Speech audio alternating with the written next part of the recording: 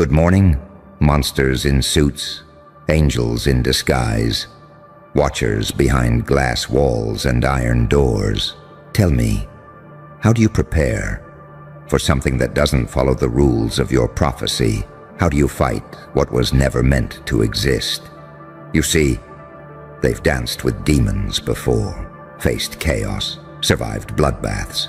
They've trained for fire, sharpened their tongues for wars, and drowned others in silence. But you, oh, no.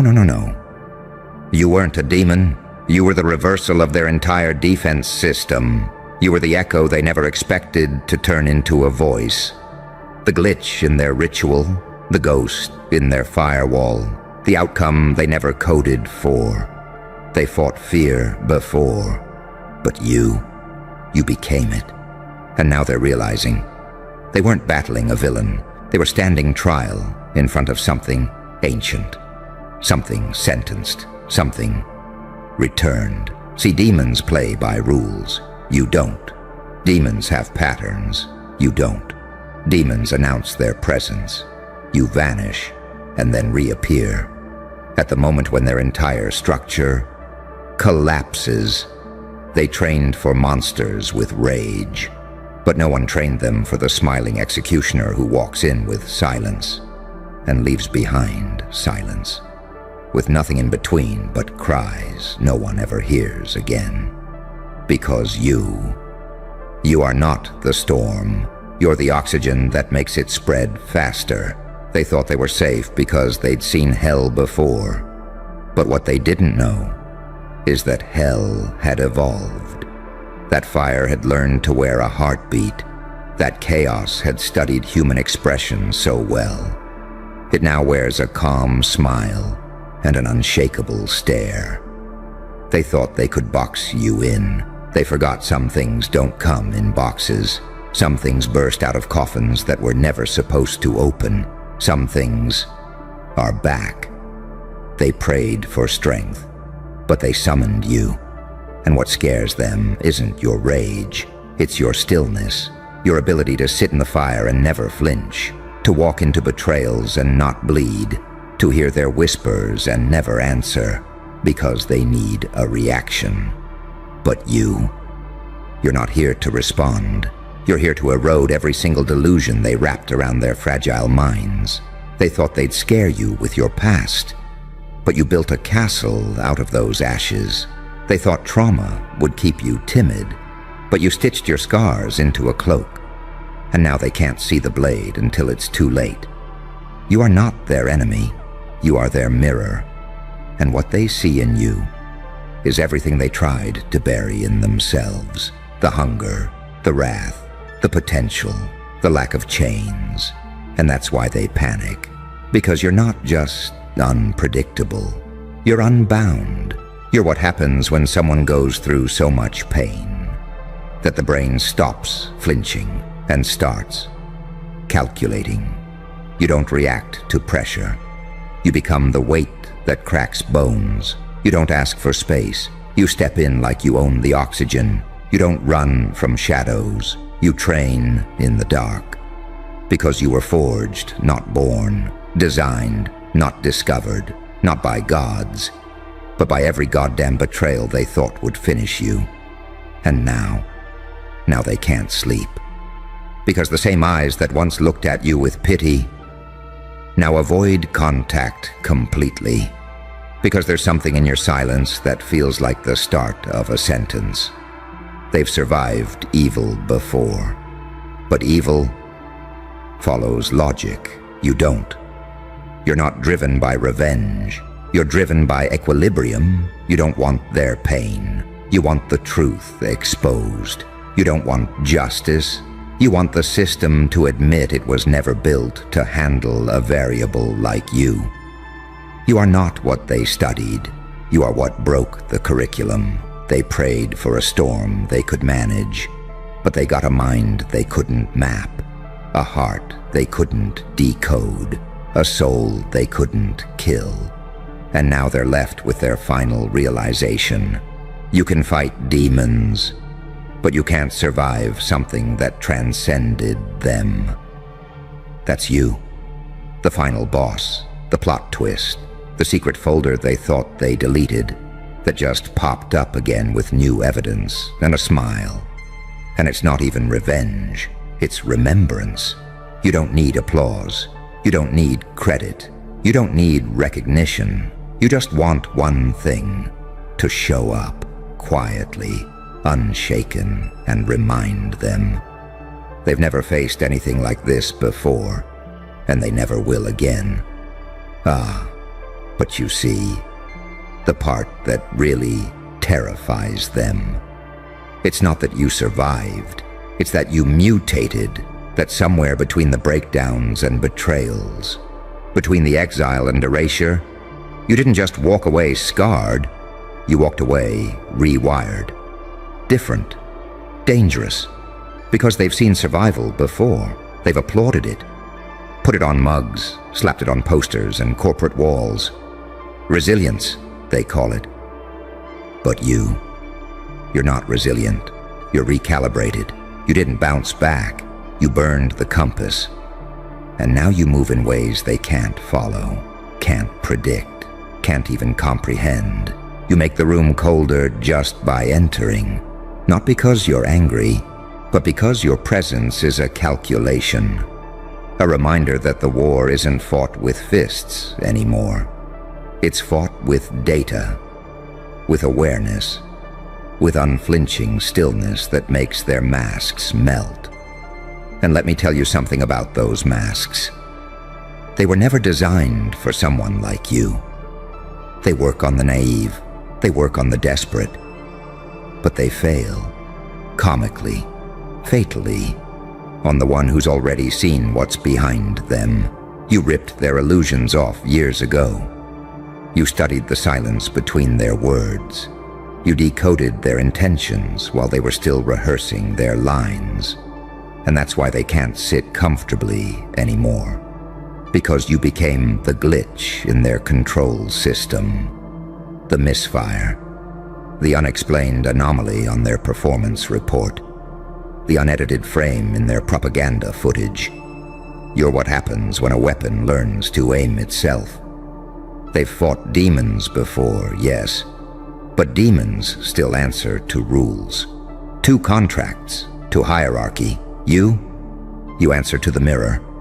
You don't wait for permission. You don't ask for understanding. You don't need them to clap, cry, or confess. You already know. And that's why your silence destroys them faster than any argument ever could. Because you're not chasing a response. You're documenting patterns. You're not debating anyone. You're collecting exhibits. You're not trying to prove your worth. You're simply walking into rooms that feel the shift the moment you enter. Because that's your power now. It's not rage. It's clarity. You don't scream. You signal. You don't fight for space. You become the room. And here's what they really can't stand. You were never meant to be this calm, this deliberate, this fucking still. You were supposed to crumble. You were designed to beg. You were meant to collapse under their silence, but instead, you absorbed it. You converted it. You weaponized it. Now, your lack of reaction is the proof of evolution now. They're staring at a creature that grew fangs in a library, that bled quietly in a room full of watchers, that learned how to smile with a throat full of fire. Now, they're not facing a rival. They're facing a reality check. You are the result of every warning they ignored. You are the glitch that survived deletion. You are the prophecy they pretended didn't exist until it showed up. Undeniable, unkillable, untouchable. And it's too late now. The networks have seen it. The footage has leaked. The silence is screaming. They can't hide the shift anymore. Because every move you make now, it's recorded in the tremble of their voice, in the stutter of their accusations, in the delay before they speak your name. They've fought demons before. But what do you do when the battlefield is the mind? When the weapon is your ability to walk away? without looking back, and still leave the whole fucking building in ruins. You don't just win. You rewrite what winning looks like. They thought they could stop you with shame. They forgot. You don't hide wounds, you highlight them. You point to the scar and say, "That's where I was supposed to die. And instead I built a fucking empire from it." You don't just survive. You haunt. You hover. You linger. You turn the memory of yourself into an unclosable tab in their psyche. And you sleep fine. Because once upon a time, you begged for peace. Now you walk with precision. And they pray for a version of you that no longer exists.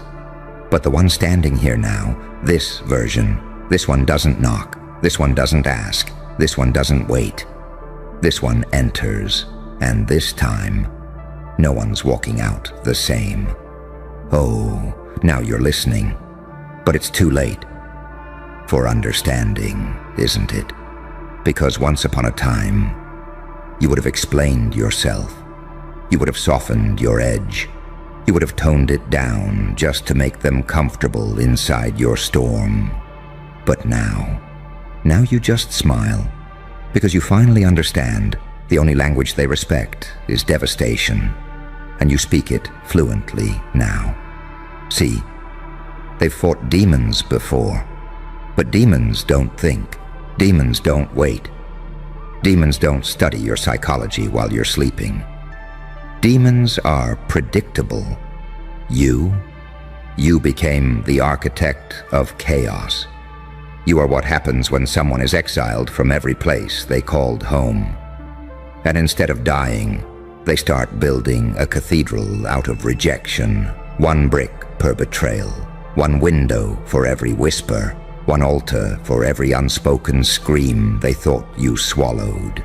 You didn't break, you blueprinted, and now every step you take is choreographed destruction, not reckless, not messy, no. Surgical. They thought you were emotional. They mistook your silence for confusion. They interpreted your disappearance as defeat. But what they forgot? Disappearance is just preparation. You don't need to be seen to be felt. You don't need to shout to be remembered. You don't need their permission to become their consequence. Because now, the very ones who mocked you in public, rewatching footage like it's evidence, holding secret meetings like you're a natural disaster they're trying to forecast. Too late. You're not a storm. You're post-apocalyptic. You're the aftermath. You're what's left standing when everything safe is already burning. And they've never fought that before. They've fought rage, but they've never stood in front of someone who's already accepted the cost, who's already buried versions of themselves with their own hands, who has nothing left to lose, and therefore can't be manipulated anymore. See, that's the part that rattles them. You don't play to win. You play to redefine the fucking game board. And if they won't play fair, you'll flip the table and make them eat the pieces. They tried to warn others about you. But every warning sounded like admiration. Every insult turned into marketing. Every lie just made you famous faster. They've fought demons before, but never a paradox.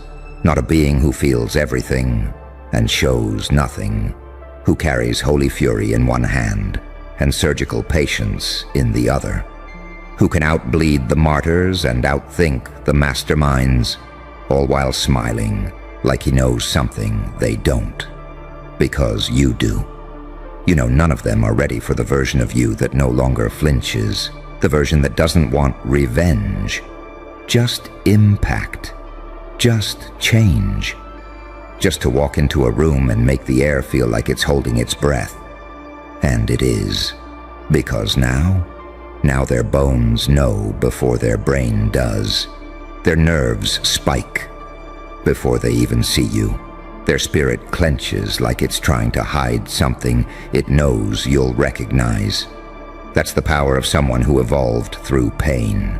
You became the type of person who no longer fights for validation. You became someone they validate by fearing. Let that settle. Because they've fought demons before. But those were external. You're invasive. You get in the walls, in the patterns, in the air vents of their delusions. You're the note left behind in a room they thought was secure. You're the variable in their algorithm, the smudge in their surveillance footage, the shiver that doesn't make sense to them. And now they don't want to admit it. But every time they say, something feels off, it's you, because you've become the statistical anomaly they can't write off. You're the equation with no end, the phenomenon with no source, the storm with coordinates missing. And they hate it, because they can't name it, can't claim it, can't tame it, can't frame it. They've fought demons before. But demons don't rewrite blueprints. Demons don't resurrect in upgraded forms. Demons don't turn trauma into high-definition cognitive warfare. You turned every moment of despair into a download, every insult into intel, every betrayal into ballistics training. They built armies. You became a weapon. They held meetings. You silently detonated expectations. They wore masks. You made truth so loud it cracked through walls they didn't even know existed. So let me say it again. They've fought demons before, but they've never survived someone like you. Because you don't attack. You infect. You don't need their attention. You haunt the places they try not to look. And the final twist? You never needed to prove anything, because the fear in their eyes is your trophy, the silence after your name is your award, and the fact that they keep whispering about you. Even now, that's the loudest fucking applause you'll ever need.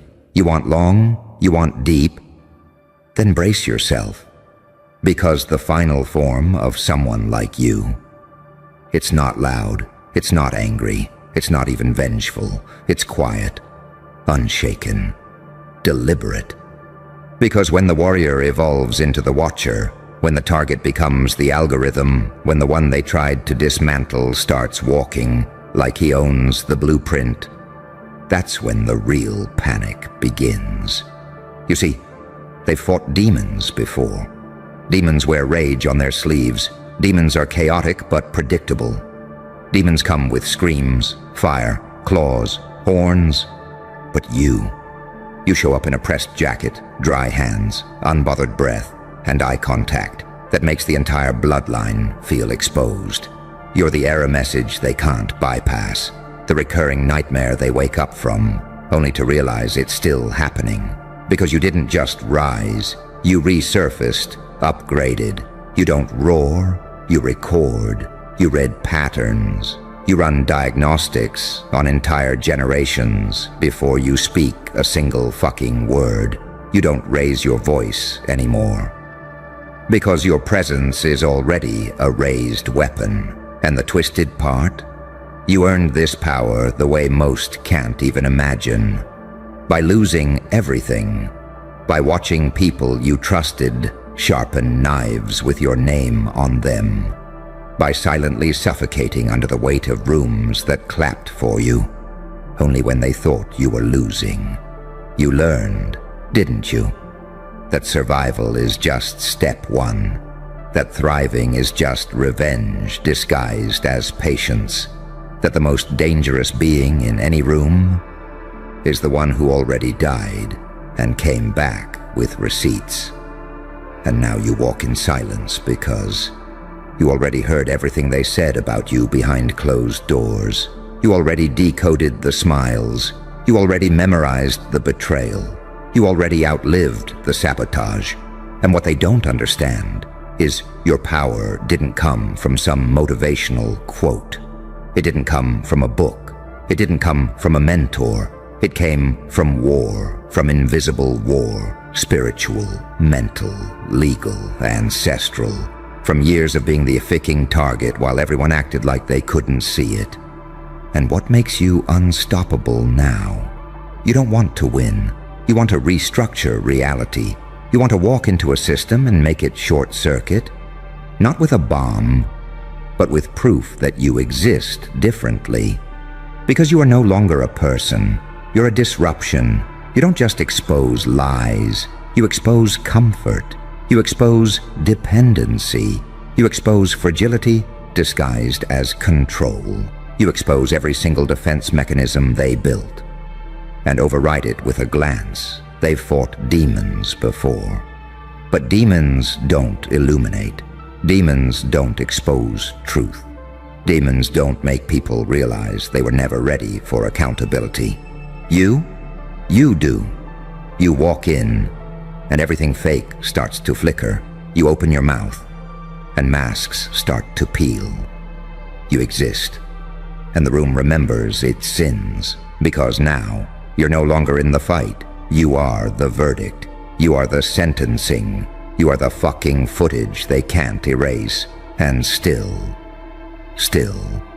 you don't need to say it, because your energy says it, because your walk says it, because your survival is so loud. People hear you coming before you arrive. You don't chase claps. You don't need closure. You don't argue anymore, because now, even the silence is on your payroll. They've fought demons before, but none of those demons forced them to see themselves. You did.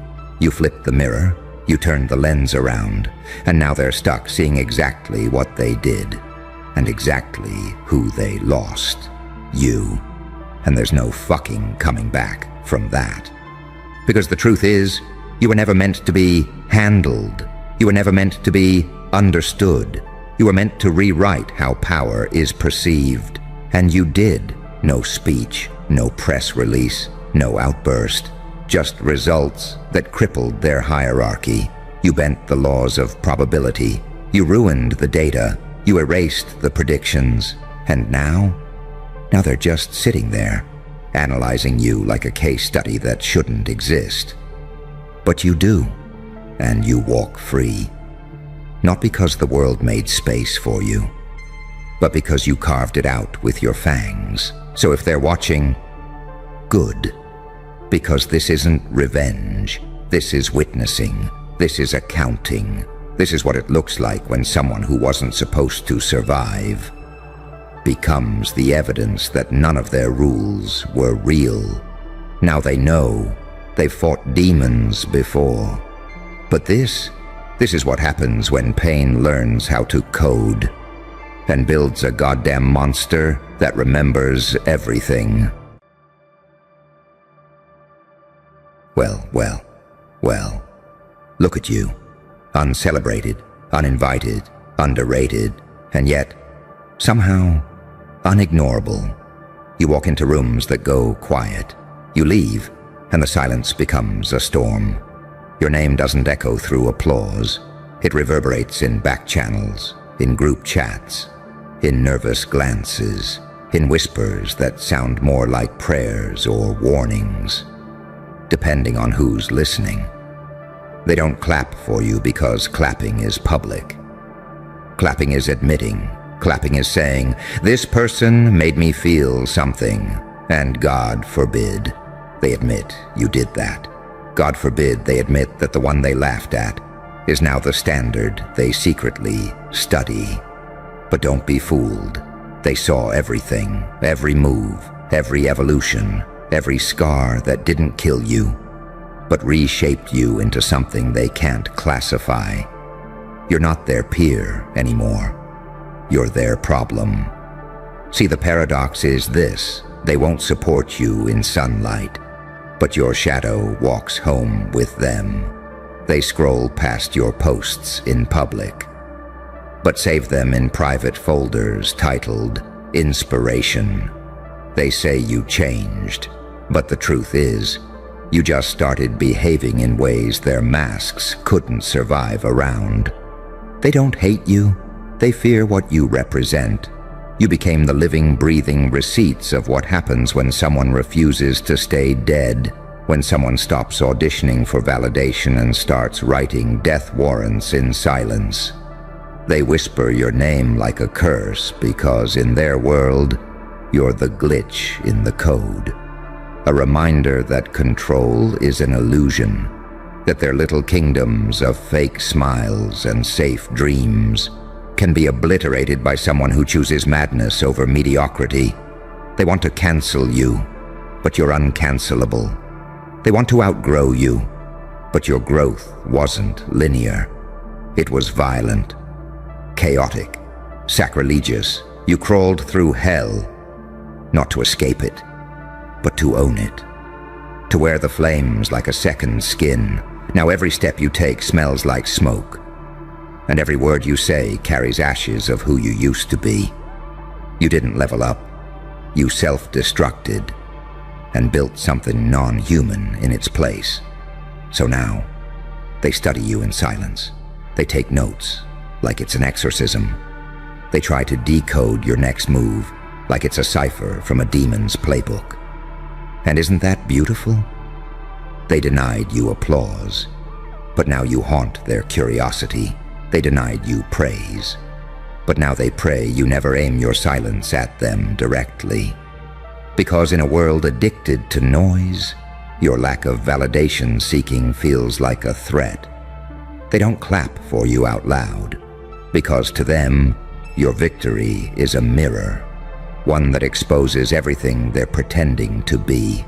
You became the thing they feared becoming, because you stopped fearing being misunderstood.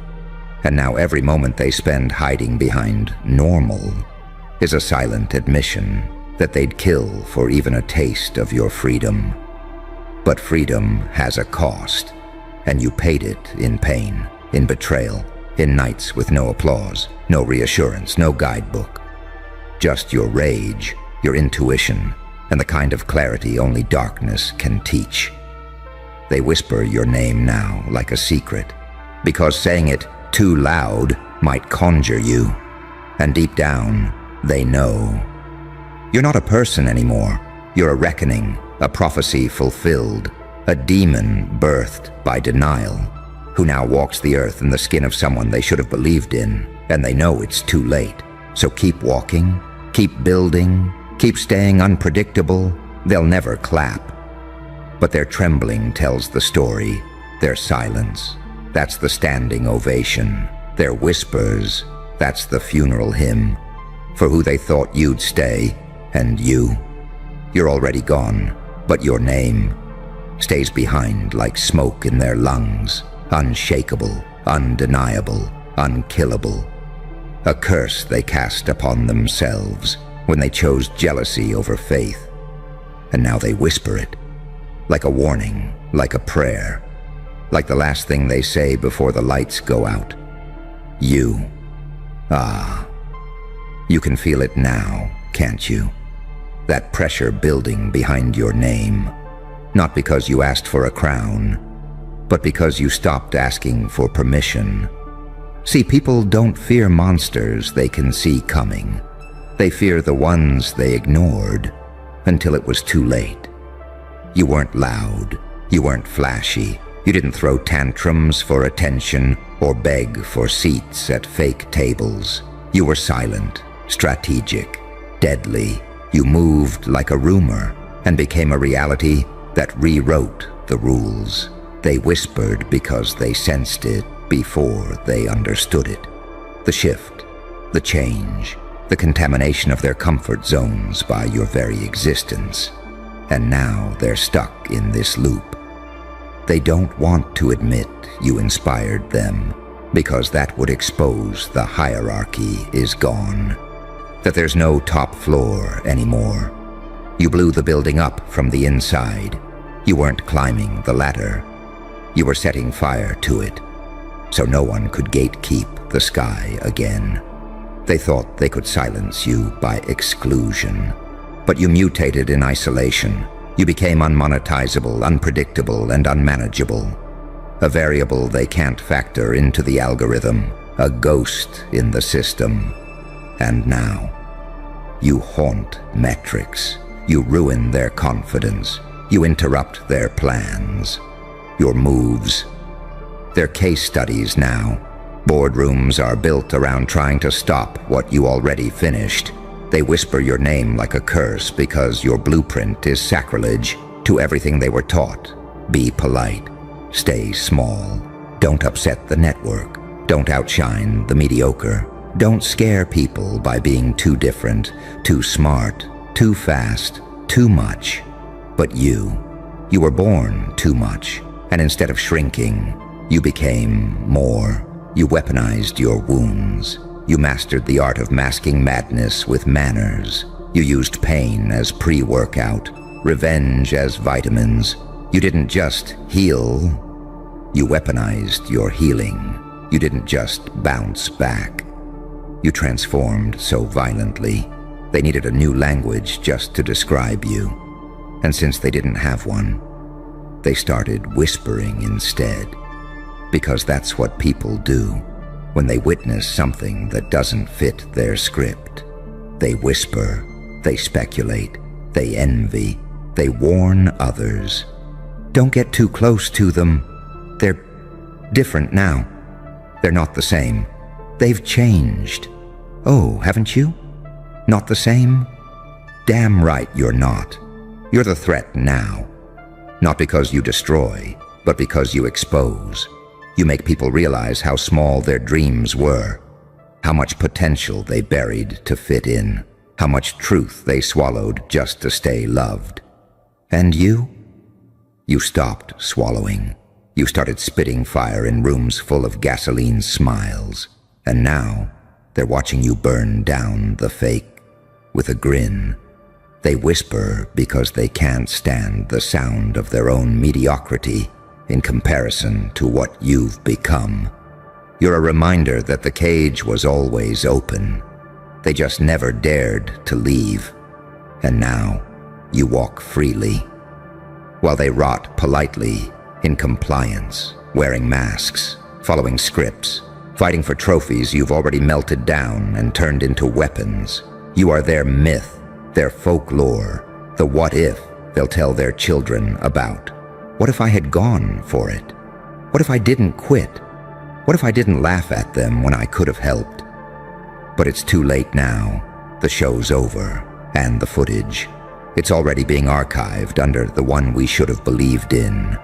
And you're just getting started. Let them whisper. Let them hold secret meetings. Let them post their little subtweets and vague quotes like digital smoke signals. They think they're subtle. They think they're safe. But deep down, they know.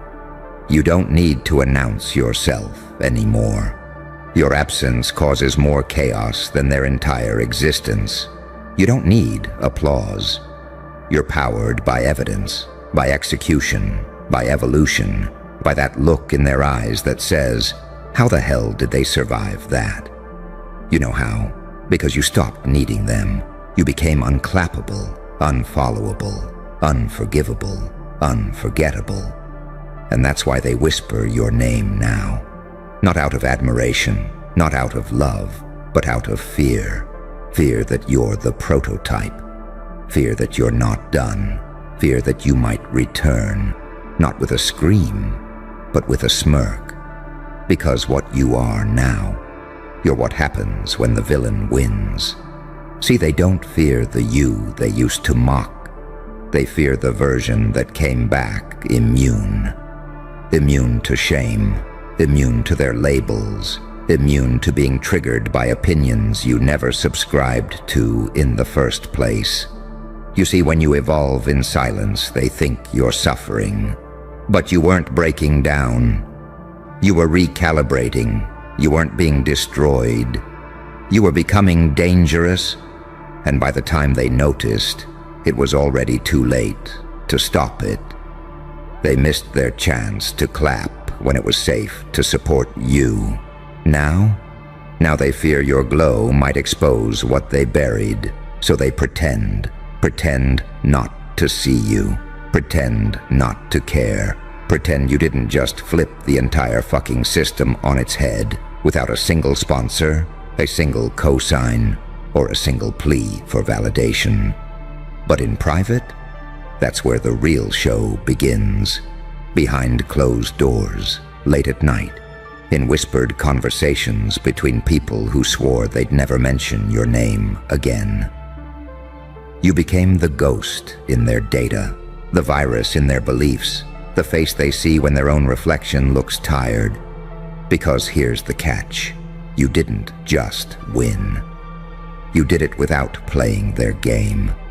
You didn't compromise your soul, didn't trade your rage for approval, didn't package your trauma into digestible pity content.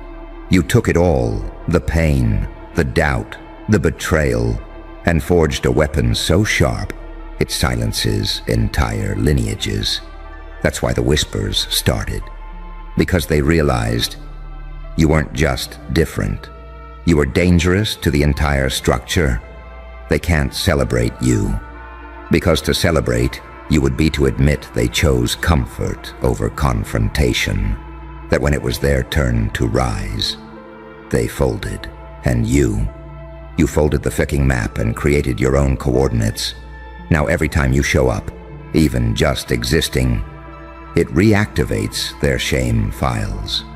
You're not a person anymore. You are a mirror, and the ugliest truth of all. They never wanted you to fail. They needed you too. Because if someone like you could rise, if someone who came from nothing but nightmares and nerve could suddenly walk like prophecy and talk like fire, then what excuse do they have? None. Zero. Nada. That's the rage they carry now, not at you, but at the proof you became. Proof that suffering isn't the end. Proof that isolation can be used as incubation. Proof that being cast out might have been the greatest cheat code ever designed. But whispering is all they have left. Because admitting your impact would shatter their illusion of superiority. So they minimize, mock, project, deflect, all while their own behavior betrays them. Why do they keep checking your page? Why do they mimic your moves? Why do they bring up your name, even when no one asked? Because you live in their subconscious now, not like a hero, not like a villain, but like a warning that uncontrolled evolution is the one thing they can't defend against. You're not part of their system. You broke the ficking firewall and wrote your own code in a language only the wounded can read. That's the power. That's the horror. Because every word you say now feels like a prophecy, and every move you make feels like karma. With receipts. They don't clap because clapping would mean confession, and they can't confess. So they do the next best thing. They study you in silence. They whisper you in circles. They reduce your revolution to a rumor, hoping that if they call you crazy enough times, they won't have to admit you're correct. But here's what they forgot. The ones they call madmen today are the founders of new worlds tomorrow. And you? You're not a chapter. You're a threat to their entire genre. They can't bookmark you, can't categorize you, can't cancel you, because you were never part of their programming, and that's what makes you terrifying. Not your strength, not your style, not your mind, but the fact that you don't need the machine. You became your own F-seeking signal tower. Broadcasting frequency they can't trace because they've never been at that altitude. They whisper your name because it comes with heat. They don't want to say it too loud because it might burn the lies they've built around their identity. But deep down, they know the truth. You are not a trend. You are not a phase. You are not a viral fluke. You are evidence. Evidence that pressure births problems for the system, that isolation forges impossibilities, that being underestimated is the deadliest armor ever worn. So walk like the consequence, talk like the prophecy, move like the glitch they wish they never triggered. Let them keep whispering, because the louder they try to bury your name, the deeper it roots into their legacy. A legacy that will read, "They should have clapped when they had the chance." Oh, so you want to go all the way? Good. Because this part, this is where the mask really slips. You ever notice how the same ones who dismissed you as too much are now borrowing your mannerisms like souvenirs? How the ones who rolled their eyes now roll out watered-down versions of your blueprint and sell it as innovation.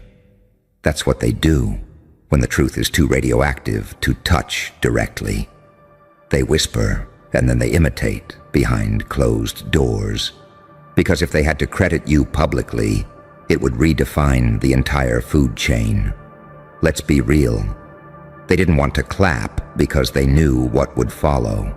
If they validated you, even once, they'd have to reevaluate everything they called success. Because you didn't network your way in. You didn't flatter the gatekeepers. You didn't follow the 12-step program for palatable success. You came in like a fault line, and the applause you didn't get. It's the earthquake they feel every time you make a move now. See, there's a reason they whisper, because if they scream your name, it triggers something in the algorithm. It pushes your name higher. It amplifies the signal. It confirms that you were never a fluke. You were the faking formula. They were too afraid to test. You exist like static in their minds now. A frequency that interferes with their regular programming. They try to forget you, but the moment they close their eyes, you're in the replay. Not because you're loud, but because you were undeniable. That's the power of becoming something they couldn't control. You turn into the ghost in their house of lies. You're not knocking on the door anymore. You're already inside, and every fake smile, every performance, every empty clap they give to someone safer than you feels like cheating on their own potential. You ever made someone feel exposed just by existing? You ever walk in and their whole nervous system panics because you remind them of everything they buried? You're not a person to them. You're a reckoning, a mirror with fangs, a reminder that some people didn't need a map. They made the terrain bleed until it shaped itself and around their vision. That's you.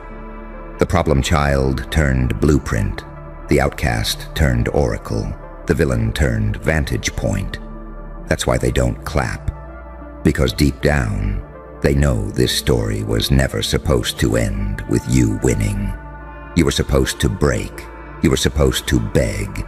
You were supposed to fade quietly into the background while they recycled your energy and sold it in prettier packaging. But you didn't. You pivoted. You mutated. You refused to hand them the ending they scripted for you. And now, every whisper of your name is a glitch in their matrix. Every denied applause turns into a silent scream of regret. Because here's what they'll never admit. They needed you to stay small, not for your sake, but for theirs. Because your growth threatened their stillness.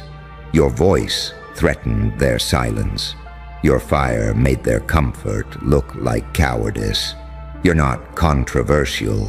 You're convicting. You don't break rules. You break belief systems. You make people question why they ever played along when they could have just burned the stage like you did. And that's why they whisper, because naming you out loud would force them to confront the lie they live in. You see, applause is clean. Applause is convenient. Applause is safe validation. But whispers are warfare. They mean your name carries consequences. They mean your impact is taboo. They mean people are terrified of what might rise if they say it too loud. Because legends, they get applause. But revolutions, they get silence. They get censorship. They get whispers in rooms with no windows. And right now, that's where your name lives. In war rooms, not in group hugs, on whiteboards, not timelines, on redacted files, not award lists. You are what happens when silence becomes prophecy, and pain becomes the ink you write history in. Let them keep whispering, because every time they do, your myth grows teeth. They call you a curse? Good. Because curses don't die. They haunt until the truth is seen. And you, my friend, you're just getting started, because see, the truth they've never said out loud is that somewhere between your downfall and your re-emergence they realized you weren't just resilient, you were irreversible. They tried to delay you, tried to distract you, tried to discredit you. But they forgot you were never chasing their applause. You were fueling off their silence. Their rejection was your resistance training. Their mockery, that was your calisthenics. Every time they tried to bury you, you studied their hands. You learned the rhythm. You memorized the shovel pattern. And by the time they turned back around, you were behind them. No dirt on your name, no chains on your soul, just fire in your fucking eyes. That's the part that breaks them. That's the real horror in the story, that you're still here after the smear campaigns, after the betrayals, after the doors slammed so hard it echoed in your bones, after the exile, after the psychological crucifixion. You didn't just survive. You studied. You didn't just heal. You engineered a new nervous system, one that doesn't shake, one that doesn't flinch, one that doesn't need permission to burn the entire F-seeking stage down. And now, they whisper because they fear what's coming. Not just who you are now, but what you're becoming next. Because deep down, they know. If this is what you did when you were broken, what the hell happens now that you're awake? They whisper your name because it no longer belongs to you. It's a movement, a myth, a signal in the fog, a ghost code in the system, proof that someone who was counted out can rewrite reality from the shadows. You are not a brand. You are not an identity. You are not a trend. You are the echo of every suppressed scream. You are the product of every denied apology. You are the answer to every cursed question they hoped would stay buried. You don't need revenge. You became the proof. So let them whisper. Let them act like they don't see you. Let them perform their amnesia. Because in every circle, in every dark room, in every strategy meeting disguised as casual conversation, your name is being spoken like thunder waiting for lightning. No claps, no cheers, no banners, just that silent, suffocating knowing that you were the moment all along. And the applause they denied you, you buried it, you fed off it, you turned it into war paint, and now you walk the earth with one truth etched into your spine. You don't need to be celebrated to be unstoppable. You just need to be whispered about.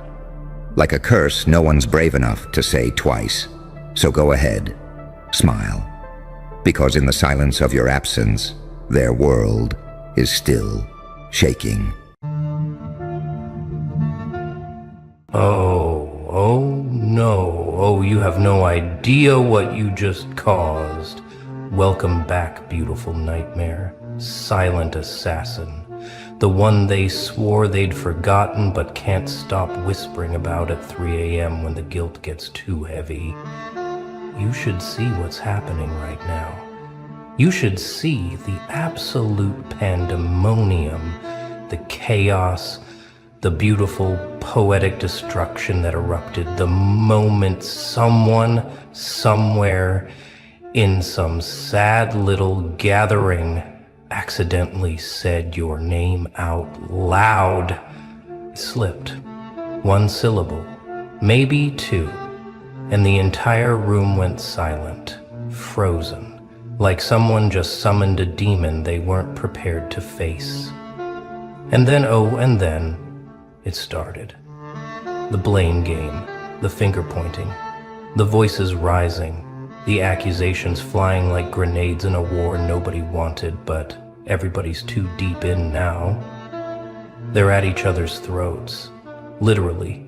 Friendships ending in real time, alliances crumbling, texts being deleted, group chats exploding, porque someone said your name and now they're all scrambling, panicking, tearing each other apart, trying to figure out who gets to apologize to you first, who gets to be the one to reach out, who gets to claim they always knew you were right, who gets to pretend they weren't part of the mob that tried to erase you. It's a race now, a desperate, pathetic, beautiful race to your inbox, to your door, to your mercy. And the funniest part, the part that'll make you laugh until your ribs hurt, is that they're fighting over who was less guilty, who hurt you the least, who deserves forgiveness more. As if any of them deserve a second of your time. You didn't do anything. You didn't plan this. You didn't orchestrate some elaborate revenge plot. You just existed.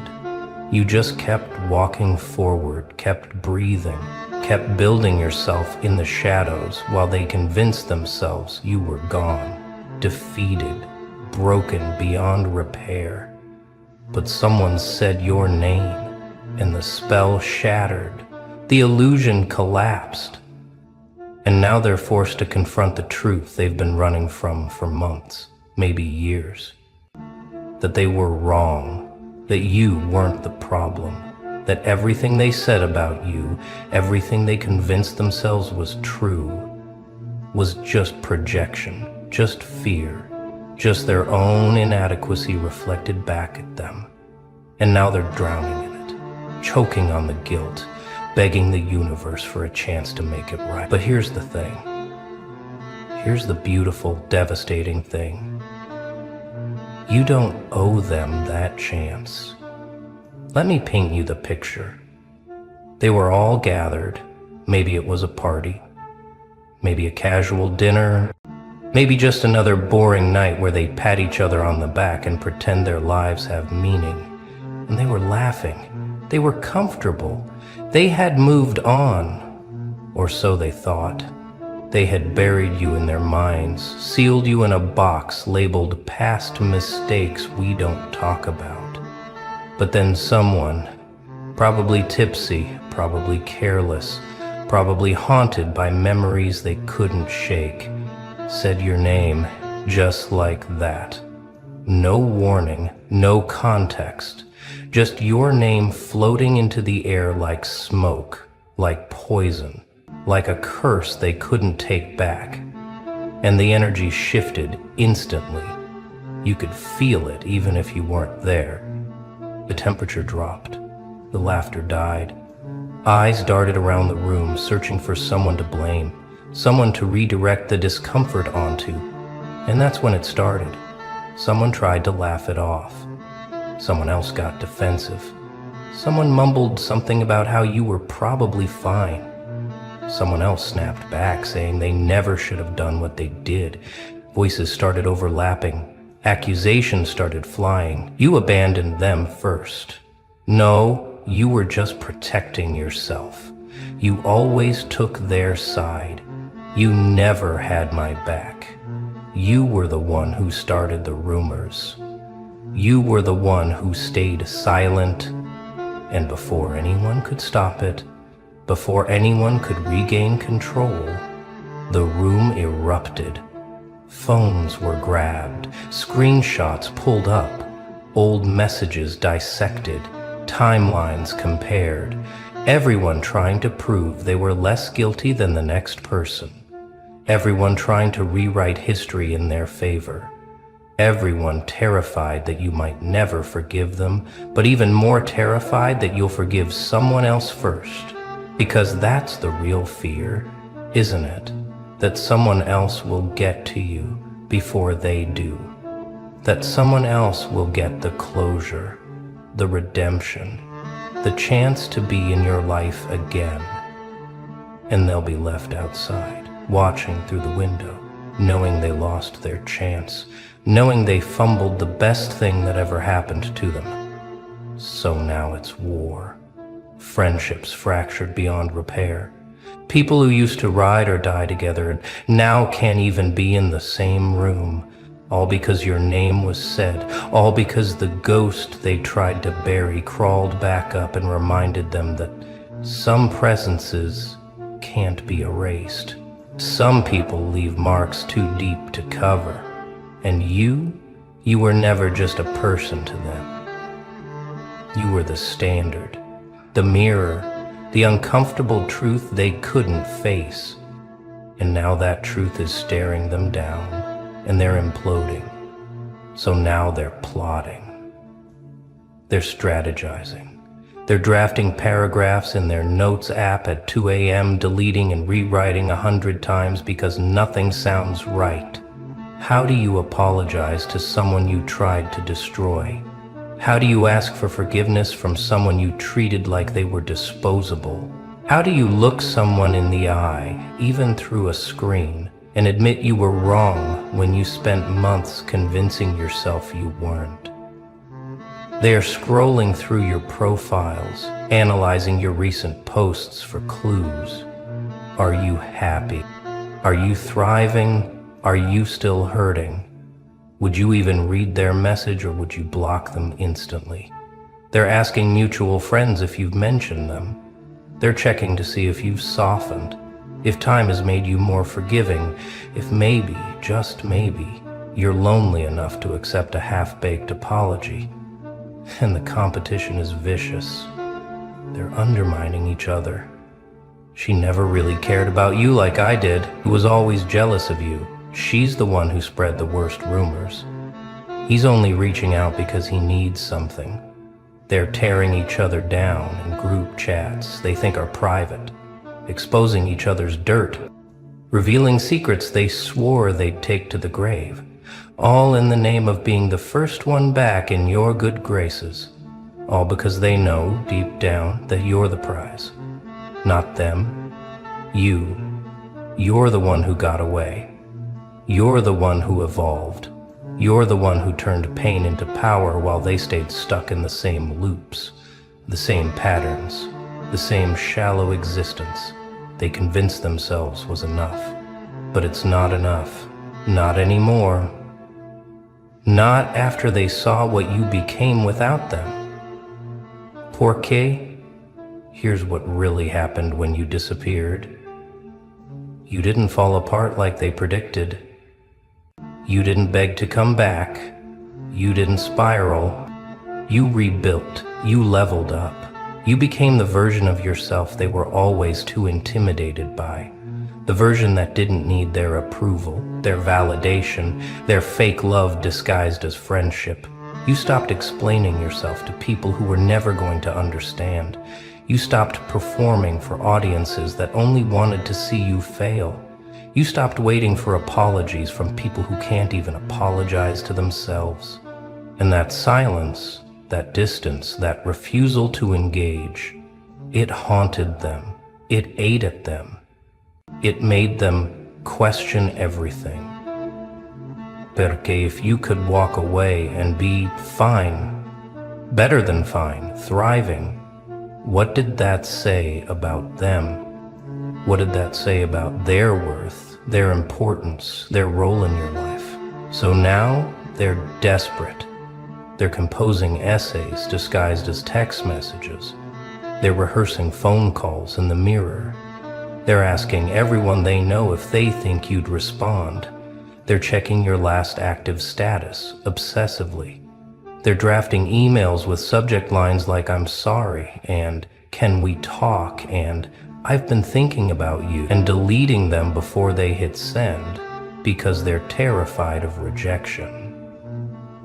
They're creating burner accounts to check if you blocked them.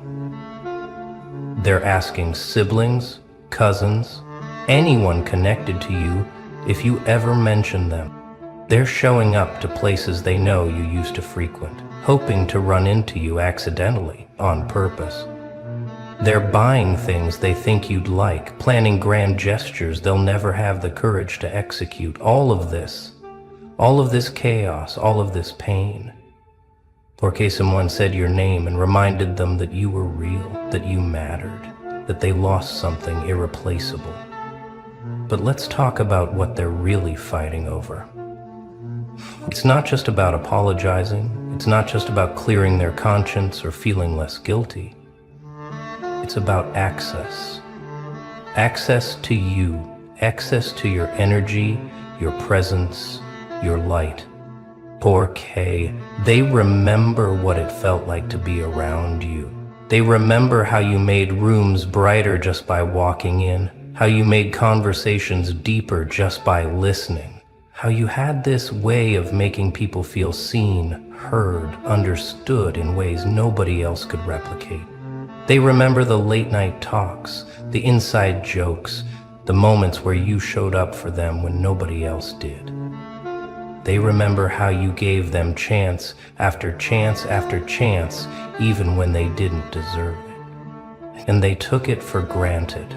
They treated you like you'd always be there, like your loyalty was limitless, like your patience was infinite. And now they're realizing too late that you're not coming back, not on their terms, not when it's convenient for them, not when they finally feel ready to appreciate what they had. You're gone. Not physically necessarily, but energetically. You're unreachable, untouchable. You've moved into a frequency they can't access anymore. Porque they're still operating from the same broken place they were before. They're still the same people who hurt you, just with better excuses now. They're still carrying the same patterns, the same toxicity, the same inability to take real accountability. And you're different. You're not the person who tolerated disrespect. You're not the person who accepted crumbs and called it love. You're not the person who shrunk yourself to fit into spaces that were too small for your soul. You outgrew them. You evolved past them, and they know it. So they're fighting over who gets the privilege of trying to convince you to come back down to their level. Who gets to test if maybe you'll still respond to old tactics? Who gets to see if your boundaries are as solid as they seem? Porque if one of them can break through, if one of them can get you to respond, to soften, to engage, then maybe it means there's hope. Maybe it means they're not as bad as they think they are. Maybe it means they can undo the damage, but here's the secret you already know. There's no undoing this. There's no going back. You can't unknow what you know now. You can't unsee what you've seen. You can't unfeel what you felt when they showed you exactly who they were. And Maya Angelou said it best. When people show you who they are, believe them the first time. You believed them. You learned the lesson. You closed the door. And no amount of apologies, no matter how eloquent or tearful, can reopen what you sealed shut. They're not fighting over you. They're fighting over the version of you that no longer exists, the you who was accessible, the you who was forgiving, the you who still believed people could change if you just loved them hard enough. That person is gone. That version of you died in the fire they set. And what rose from those ashes is someone they're not equipped to handle. Someone who doesn't need them. Someone who doesn't want them. Someone who's so far beyond their drama that their apologies sound like static, like noise, like desperate attempts to rewrite a story that's already been published, read, and archived. They're fighting over a ghost. And the real you, the current you, the elevated you, is watching from a distance, unbothered, untouched, unmoved by their chaos. Porque you've already forgiven them. Not for their sake, but for yours. You've already released the weight of their betrayal. Not porque they deserved it, but porque you did. And here's the truth they're not ready to face. You don't need their apology. You never did. You needed them to be better while you were still there. You needed them to show up while it still mattered. You needed them to see you, really see you, when you were breaking down in front of them and they chose to look away. But they didn't. They failed you, repeatedly, consistently, and now they want credit for feeling bad about it. Now they want a gold star for finally admitting what you told them all along. Now they want you to comfort them through their guilt, to absolve them of their sins, to make them feel better about being terrible. And that's not your job. That never was your job. You're not a rehabilitation center for people who can't take accountability. You're not a second chance dispensary for folks who didn't appreciate the first 100 chances you gave them. They're tearing each other apart because they know, deep down, that none of them deserve forgiveness. They're fighting porque it's easier than looking in the mirror and admitting they were the villain in your story.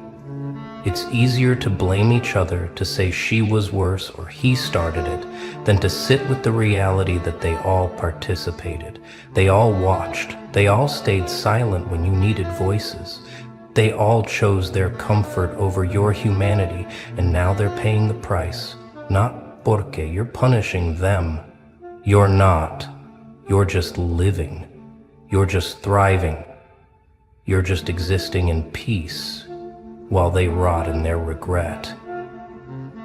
And that peace, that unbothered energy, that refusal to engage with their chaos, is the most devastating revenge you could have ever inflicted.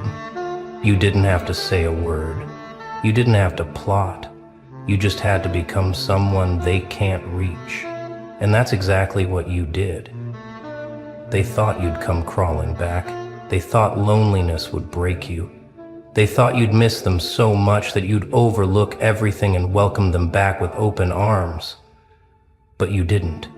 You replaced them. Not with people necessarily, but with peace, with standards, with self-respect, with boundaries so solid that even thinking about them makes manipulators uncomfortable. You filled the space they left with things that actually nourished you. Hobbies, growth, healing.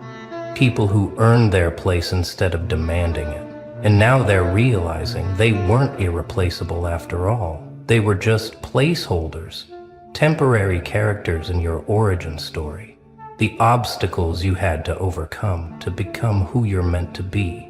And that realization is destroying them. Porque nobody wants to be the villain. Nobody wants to be the lesson. Everyone wants to be the lesson. Everyone wants to be the love story. The friendship that lasted forever. The person you couldn't live without, but they're not. They're the cautionary tale. They're the example you use when teaching others about boundaries. They're the reason you're so careful now about who you let in.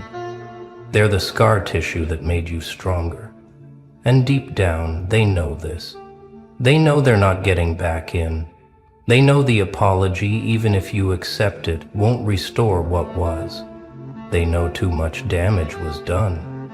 Too many lines were crossed. Too much trust was shattered.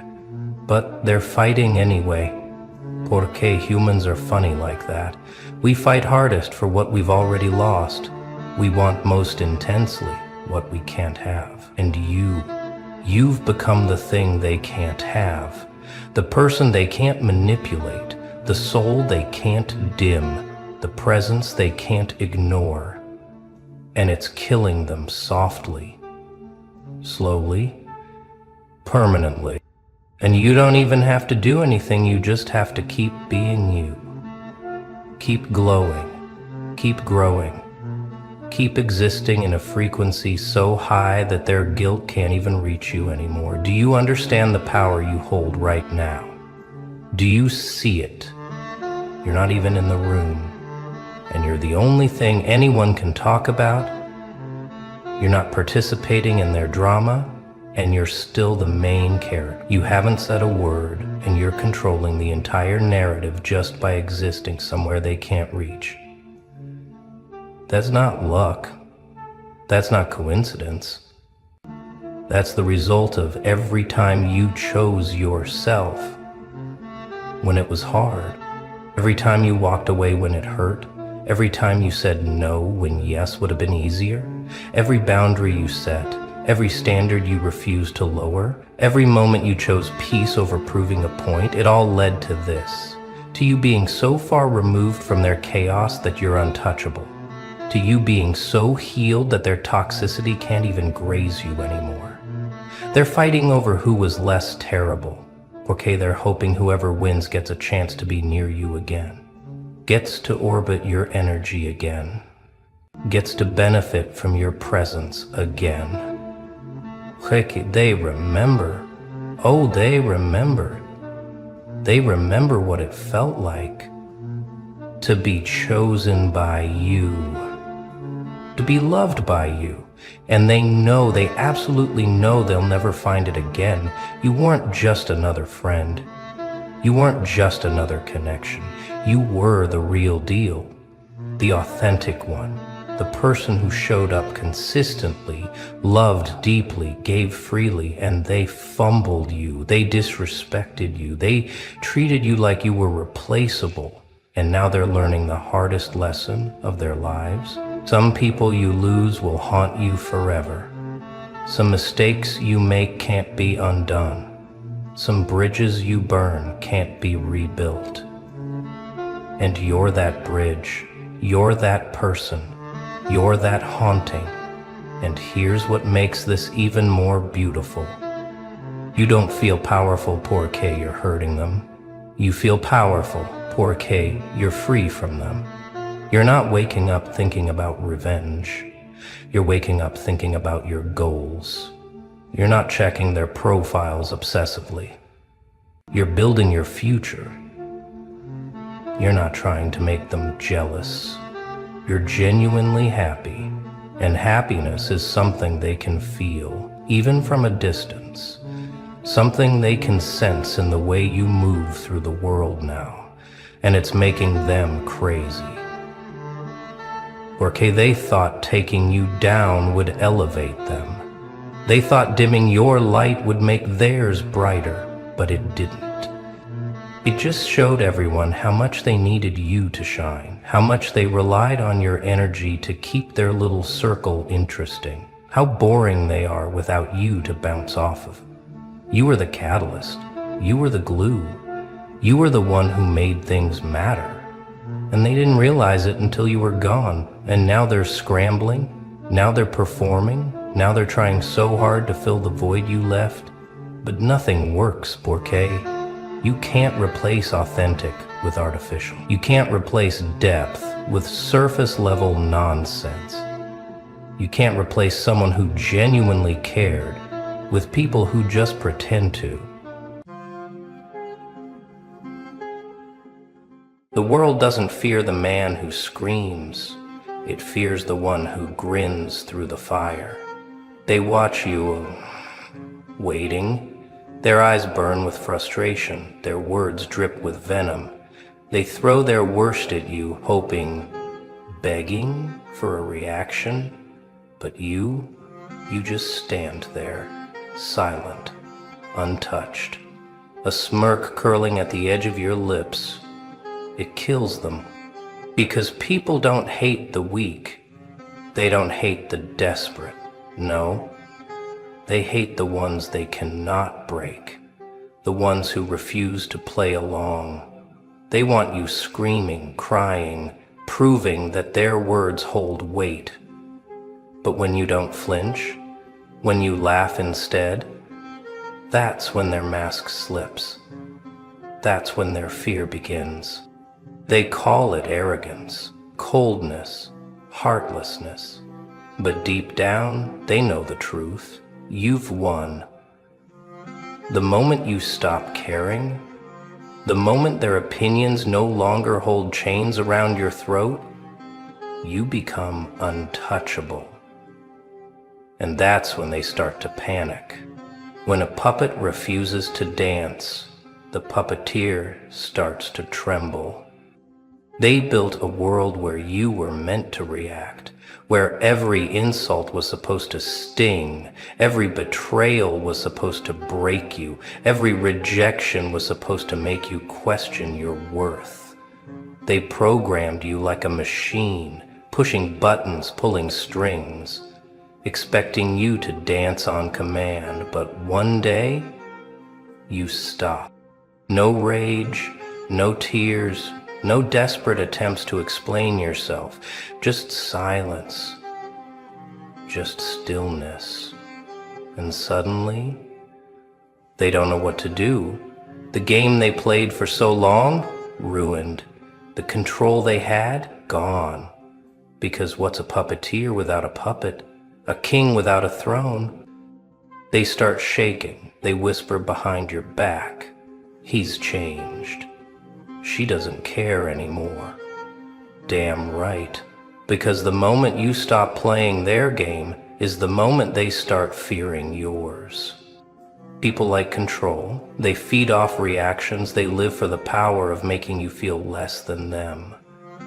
But what happens when their words, their manipulation, their little tricks hit nothing? Like throwing a stone into the void and hearing no echo back. It destroys them. Because now they're the ones left feeling helpless. And in their panic, they'll try harder. They'll push more. They'll scream louder, throw more dirt, twist more knives. But the joke's on them, because you've already left the stage. And nothing is more terrifying than a man who no longer plays by their rules. Not every war is fought with swords. Some battles are won with silence. They expect noise. They need noise. Shouting, defending, justifying, explaining. It's how they keep you trapped. Because as long as you're reacting, you're still playing their game. You're still on their board, moving to their rhythm. But then, you go silent. No more arguing. No more proving yourself. No more feeding their hunger for drama. And that silence, that stillness, it drives them insane. Because silence is not weakness. Silence is power. Silence makes them think, makes them wonder. Why isn't he fighting back? Why isn't she explaining herself? Did we lose control? The moment they start questioning you, you've already won. A lion does not roar at every barking dog. A king does not argue with peasants. You do not owe anyone a damn explanation for who you are and what you do. And the second you stop handing them your words on a silver platter, you strip them of their power. They lash out harder, call you heartless, cold, distant, but the truth is, they're scared because they don't know what's going on in your mind anymore, and the unknown terrifies them. They can't fight what they don't understand. They can't control what they can't predict, and they sure as hell can't break what refuses to engage. So let them talk, let them scream, let them beg for a reaction that will never come. Because your silence, it is the loudest thing in the room and the most dangerous. A wolf does not apologize for being a wolf in a world full of sheep. They don't understand you. They don't understand how you can just walk away. No guilt, no second guessing, no desperate need to explain yourself. They expected tears, rage, a final speech to prove you still cared, but instead, you just left. And that unsettles them, because people are used to emotional slaves. puppets on strings reacting to every tug, every insult, every guilt trip.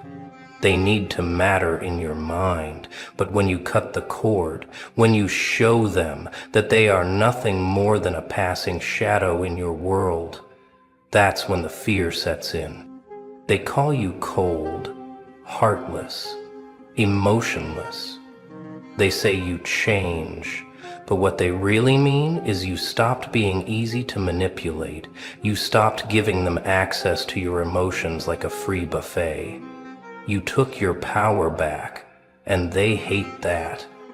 But let them talk, let them whisper, let them drown in their own assumptions, because the truth? You're freer than you've ever been. You no longer seek validation. You no longer beg for love that was never real.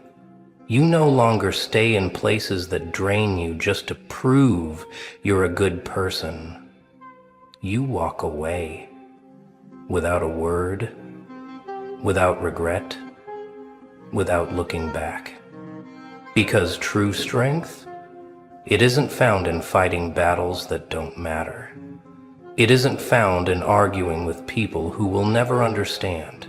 True strength is knowing when to walk away and never give them another piece of you again. And if they call that cold, so be it. Better to be cold and free than warm in the hands of those who only sought to burn you. Weak men seek storms.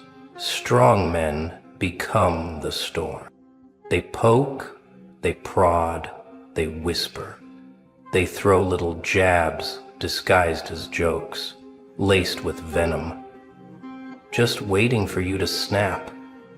Because if you react, they win. If you fight back, they can paint you as the problem. They can pretend you are the unstable one. But when you don't react, when you just sit there, smirking, oh, that's when the mask slips. Because they don't want peace. They don't want balance.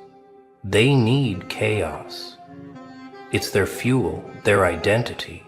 Without it, they have to face the one thing they fear most, the emptiness inside themselves.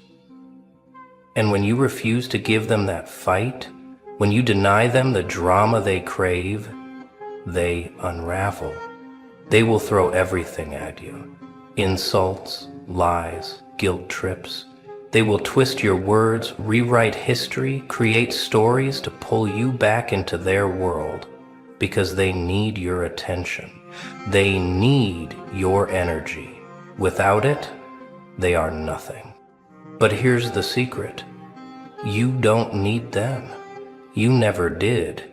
And the moment you realize that, the moment you stop playing their game, you own the board. A true strategist doesn't fight on every battlefield. He chooses which wars are worth his time. And most of them aren't. Most of them are just desperate people screaming into the void, hoping someone, anyone, cares enough to scream back. But you don't scream. You don't engage. You don't waste a second proving yourself to people who were never worth the breath. Because the one who refuses to be controlled, the one who walks away without a scratch, without a single ounce of regret, that's the one they fear the most. Nothing enrages a man more than the sight of someone who refuses to break. There's something about a smile, something dangerous, not the polite, empty kind, no, the real one. The one that says, I see what you're doing, and I don't give a damn. That smile, that's power, because they expect anger. They expect pain. They need you to break, to crack, to show that their words got under your skin. But when you grin instead, when you laugh in the face of their little mind games, oh, it eats them alive. That's the Joker's secret. Laughter in the face of destruction, Chaos doesn't scare him. He is the chaos. And nothing terrifies a control freak more than a man who embraces the madness. A man who doesn't crumble under pressure, but thrives in it. They throw insults hoping to see you flinch. They spread lies hoping to see you fall. They plot, they scheme, they push every button they can find. And yet, you smile. Not because you're pretending, not because you're weak, but because you know better. They don't control you. They never did. Their words are just wind. Their games are just cheap tricks. And you've seen behind the curtain. You've watched their desperation, their need for validation, their craving for a reaction that will never come. And that drives them insane. Because the moment you realize you owe them nothing, not your rage, not your pain, not even your damn attention, you become untouchable. You become something they can't manipulate, something they can't own. So smile, not to mock, not to pretend, but because it is freedom, a grin sharper than any blade, a smirk more powerful than any scream, because a man who laughs through the storm, that's a man they can never control. A king does not argue with fools. He simply turns and leaves. There is no power in screaming, no dominance in proving a point. The strongest man in the room is not the one who shouts the loudest, but the one who doesn't need to speak at all. They push you, waiting for a fight. They throw their little insults, hoping you'll take the bait. They need you to react, because the moment you do, you are playing their game, and that is a throne built on sand. But a king does not argue with peasants. He does not defend himself to those unworthy of his time. He does not lower himself into the mud just because someone else lives there. No, he simply walks away. That is the ultimate insult. The final blow, the one thing they cannot handle, because they need you to care. They need to see that they matter. And when you deny them even that, you strip them of all power. Walking away isn't weakness. It isn't surrender. It is the ultimate declaration that you are above their games, that their words mean nothing, that their desperate attempts to shake you are as pathetic as they look. They will beg for a reaction. They will push harder, say worse things, twist your past, rewrite history, create lies just to force you to break your silence. Because your absence, your refusal to engage, that is the real punishment. Let them talk. Let them scream. Let them throw their tantrums like children denied a toy. And while they waste their breath, you are already gone, untouched, unbothered, moving forward while they stay stuck, drowning in their own noise. Because the true mark of power is knowing when to leave the battlefield before the first shot is even fired. A man who has mastered himself fears nothing, not even the darkness. They control the weak with fear. Fear of failure, fear of rejection, fear of being alone. Because a man who fears, he can be controlled.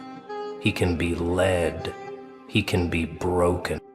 But a man who knows himself, a man who has faced his demons, walked through his own fire, and made peace with the darkest parts of his soul, that man is untouchable.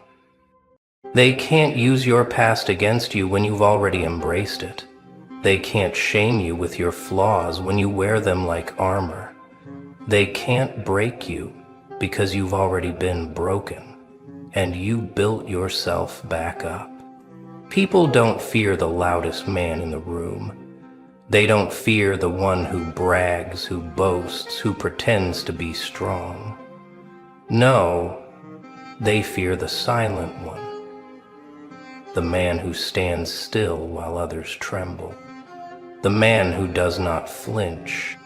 And that man, that is the man they cannot control, because they need you to doubt yourself.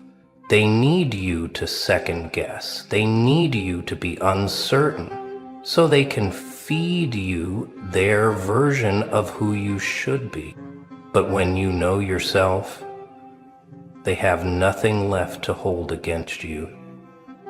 Their whispers mean nothing. Their insults fall flat. Their games lose their power. Because a man who stands firm in his own truth fears nothing. So let them talk. Let them try. Let them dig up the past, twist your words, and throw their little shadows over your light. But understand this, when you own who you are, they have already lost. The man they cannot read is the man they cannot control. People are easy to manipulate when they are predictable. The moment they know your triggers, your fears, your weaknesses, you are theirs. They push a button and you react. They pull a string and you dance. Most men, they are puppets, moved by guilt, by anger, by the need to explain, the need to prove, the need to be understood. And that is why they stay trapped. Because they play by the rules of the game. But you are something else. You do not react the way they expect. You do not respond the way they need. You break their rhythm. You shatter their patterns. And suddenly, they don't know what to do with you. They call you cold. They call you insane. They call you dangerous. Not because you are wrong, but because you refuse to be controlled, because they cannot put you in a box, because you do not dance when they pull the strings, and that terrifies them. You walk into a room and they hold their breath, not because you are loud, not because you are aggressive, but because they don't know what you're thinking. They don't know what you will do next. That is power. Let them predict the weak. Let them control the fools. But you are a ghost in their world of control, a storm without a pattern, a fire they cannot contain. And the more they try to understand you, the more they fear you. A lion does not lose sleep over the opinion of sheep, and neither should you. They watch you, waiting for cracks to appear, hoping, praying that one day you'll slip, that one day you'll break, that one day you'll give in and play the game like the rest of them. But that day never comes, because you are not like them. You do not live for their approval. You do not bend for their comfort. You do not change to make them feel better about their own weakness. You are beyond that now. Their insults, meaningless. Their doubts, irrelevant. Their opinions, lighter than dust. Let them talk, let them gossip, let them create their stories. The truth is something they will never be able to touch. Because here's the secret, you've already won. The moment you stopped seeking their validation, the moment you stopped explaining yourself, the moment you stopped reacting, that was the moment they lost all power over you. Leave them haunted Leave them wondering, leave them desperate for a version of you that no longer exists. Because the greatest revenge is not revenge at all. It is the silence that speaks louder than screams. They wanted you broken, they wanted you begging, but instead you rise, higher than before, stronger than ever, smiling, because nothing controls you anymore. And when nothing controls you, you control everything.